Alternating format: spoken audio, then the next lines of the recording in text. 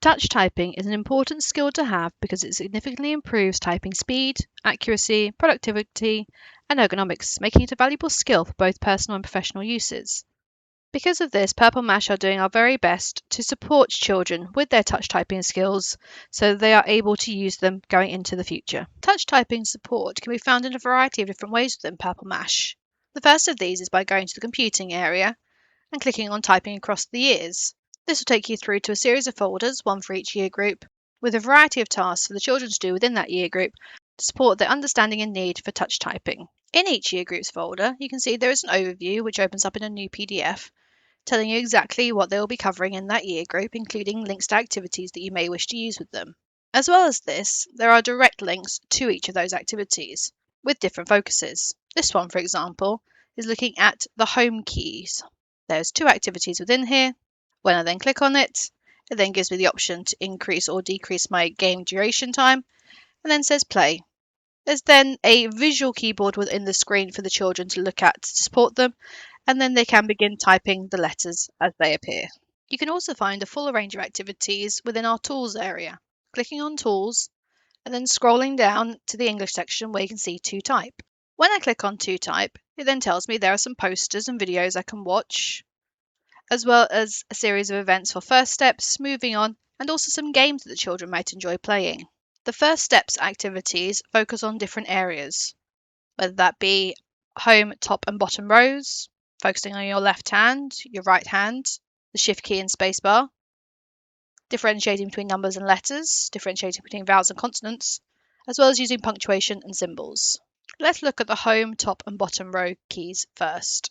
In here, you can see they are split up into the different areas, the home keys, bottom row keys, top row keys, and also looking at a mixed combination of those 3 rows. The first one is an activity that when I launch it and choose my game duration and press play, I will then have the letters appear on the board as before to help me make my accurate choices. The second activity is very similar, but this time there are a series of letters I need to type before they disappear and a new lot comes onto the screen. Again, ideally using the correct fingers. Finally, the last activity. This will show some falling letters. Here again, we can have the time limit set for our game, but we can also change the speed at which those letters appear. If you are newly learning, it might be better to do it at a slower pace. If you are maintaining or increasing your knowledge and speed, you can then increase the speed of the letters appearing as well. All the activities in those first steps folders follow the same pattern, whether that be single letter type, multiple letter type, or falling combination of letters typing.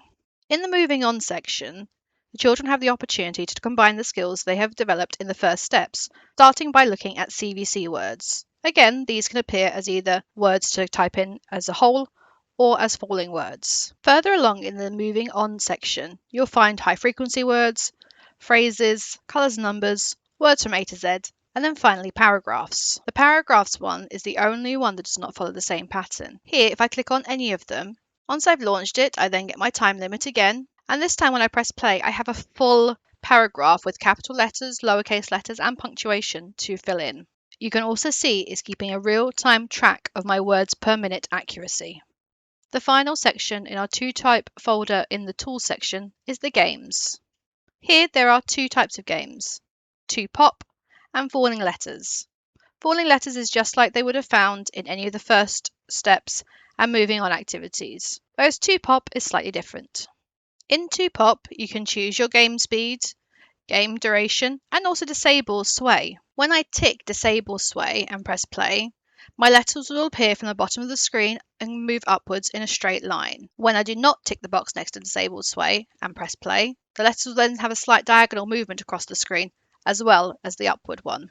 Whichever version I'm playing, whether that's with sway or without sway, the idea is to remove the numbers and letters by typing them in, causing them to pop on the screen. The final place you can find typing related activities is in the computing scheme of work. Click on computing scheme, the refreshed and refined scheme, and then in our year 3 folder there is then a touch typing unit consisting of 4 lessons. Each lesson will then build on skills they should know, looking at all the 2 type skills we have just shown, but in a lesson environment. For more information about the 2 type resources we have within Purple Mash, into the search bar type in To Type This will then take you through to all the activities we have, including the two-type folder, typing across the year groups, and also our guide and resources, which include certificates, posters, and our two-type guide.